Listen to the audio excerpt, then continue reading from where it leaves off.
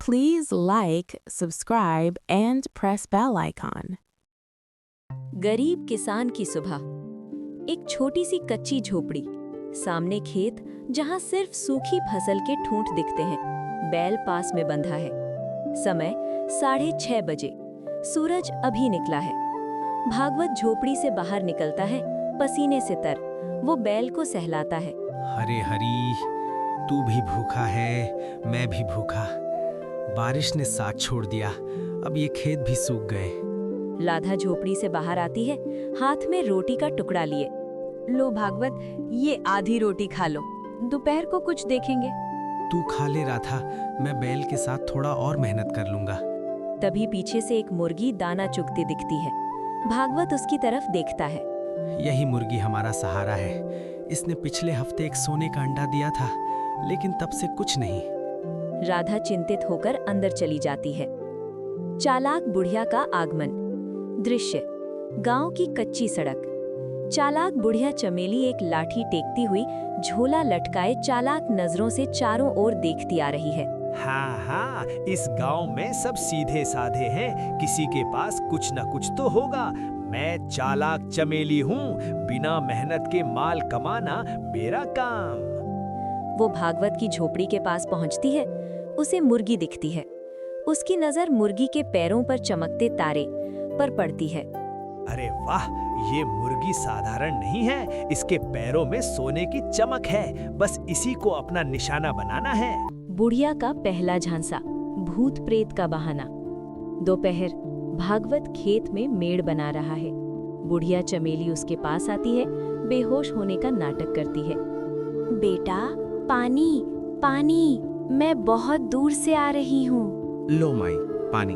आराम से बैठो। बुढ़िया पानी पीकर संभलती है, चालाकी से इधर उधर देखती है। बेटा, तुम्हारे खेत में तो भूत प्रेत का साया है। देखो, फसल सूख गई, मुर्गी भी अंडे नहीं दे रही। भूत? सच माई? हाँ बेटा, मैं तांत्रिक हूँ। मैं तुम्हारी मुर्गी को ले जाकर एक रात अपने आश्रम में शुद्ध कर दूँ। कल सुबह वो सोने के अंडे देने लगेगी। बदले में बस 500 रुपए देना। 500? मेरे पास तो नहीं है। तो फिर मुर्गी ही दे दो, मैं अपना मंत्र करके वापस ले आऊंगी। भागवत थोड़ा उलझन में, लेकिन लालच में आकर मान जाता है। अच्छा माई, ले जाओ मुर्गी, लेकिन कल वापस लाना जरूर। बुढ़िया मुर्गी लेकर तेजी से चली जाती है। राधा को शक और दूसरा धोखा। रात, झोपड़ी के अंदर भागवत और राधा बैठे हैं। भागवत में पूरी बात बता दी। तू कितना भोला है भागवत, ये बुढ़िया तो धोखेबाज है।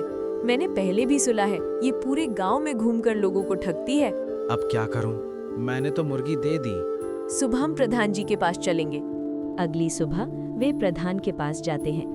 प्रधान उनके साथ बुढ़िया की झोपड़ी पर जाते हैं। बुढ़िया मुर्गी को अपने पिछवाड़े बांधकर बैठी है। अरे प्रधान जी, कैसी बातें कर रहे हैं? मैं तो ये मुर्गी लेकर मंत्र कर रही थी। अब मंत्र पूरा हो गया, ले जाओ। वो मुर्गी लौटा देती है।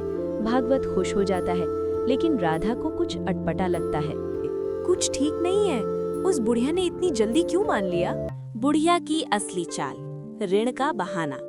अगले दिन बुढ़िया सीधे साहूकार मुन्ना लाल के पास जाती है। मुन्ना लाल भाई, भागवत ने मुझसे 500 रुपए उधार लिए थे। अब वो नहीं लौटा रहा। मैं चाहती हूँ कि तुम उसका खेत मुझे गिरवी रख दो। भागवत ने तुमसे उधार लिया? उसकी तो हैसियत नहीं। देखो, उसने अपने हस्ताक्षर किए हैं। मैं वकील के पास जाऊंगी तो उसकी जमीन नीलाम हो जाएगी। बेहतर है कि तुम ही मेरी मदद कर दो। मुन्ना लाल डर जाता है और भागवत को बुलाकर धमकाता है कि अगर 500 रुपए नहीं दिए तो खेत कुर्क होगा। भागवत की मुसीबत और राधा की समझदारी। दृश्य, झोपड़ी में भागवत परेशान बैठा है। राधा उसके पास आती है। मैंने तो कभी बुढ़िया से पैसे नहीं लिए, फिर ये कागज कहाँ से आया? अब साहूकार खेत ले लेगा। रुक, मुझे एक तरकीब सूझी। ये बुढ़िया चालाक है, लेकिन हमसे ज्यादा चालाक नहीं। राधा भागवत के कान में कुछ फुसफुसाती है। भागवत मुस्कुराता है। जाल बिछाना। गांव का मेला। दृश्य, गांव में मेला लगा है। सब लोग इकट्ठे हैं। राधा ने सभी गांव वालों और प्रधान को बुला लिया है। बुढ़िया भी मेले में आई है। सुनो सुनो, हमारे भागवत ने कहा है कि जो कोई भी उसकी मुर्गी के बारे में सच बताएगा उसे वो 100 रुपए इनाम देगा। क्या सच? मैं तो जानती हूँ। भागवत मुर्गी लेकर खड़ा होता है। बुढ़िया माई, तुम कहती थी कि मुर्गी भूतग्रस्त थी। अब बताओ असली बात क्या है? वो मैंने तो असल में ये बुढ़िया नकली तांत्रिक है। इसने मुर्गी ले जाकर अपने पास रखी थी। जब हम प्रधान जी को लेकर पहुँचे तो डर कर लौटा दी और अब ये झूठा कागज बनाकर हमारा खेत हड़पना चाहती है। साहूकार ने सच बता दिया। चमेली, तूने इस गांव में बहुत ठगे हैं। अब तुझे सबक सिखाना होगा। गांव वाले बुढ़िया को घेर लेते हैं। वो घबराकर गिड़गिड़ाने लगती है। मुझे माफ कर दो भागवत भाई, मैं गरीब हूँ, भूख से मजबूर थी। अब कभी ऐसा नहीं करूँगी। भागवत की दया और समझदारी। दृश्य, भागवत आगे बढ़ता है, सब चुप हो जाते हैं।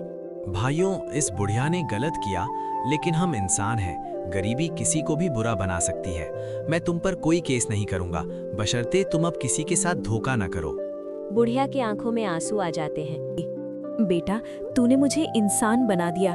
अब मैं सच्ची बाबा के आश्रम में जाकर रहूंगी, किसी को धोखा नहीं दूंगी। समापन, सीख और खुशहाली। कुछ महीने बाद भागवत के खेत में फिर से हरियाली है। बारिश अच्छी हुई है। मुर्गी ने फिर से सोने का अंडा दिया है। बुढ़िया आश्रम में सेवा कर रही है। भागवत, राधा, मुन्ना बेटा और मुर्गी खुशी से नाच। देखा, चालाकी के आगे सीधापन और दया भी जीत सकती है। हाँ राधा, अब समझ गया। गरीब होना कोई बुराई नहीं, बुराई है धोखा देना। भागवत, तुमने सिखा दिया कि असली ताकत इंसानियत है। भागवत, राधा, मुन्ना बेटा और मुर्गी खुशी से नाचते हैं। सीख, चालाकी चाहे कितनी भी पुरानी क्यों ना हो, सच्चाई और भलाई के आगे झुक जाती है। गरीब किसान की सीधाई ही उसका असली धन है।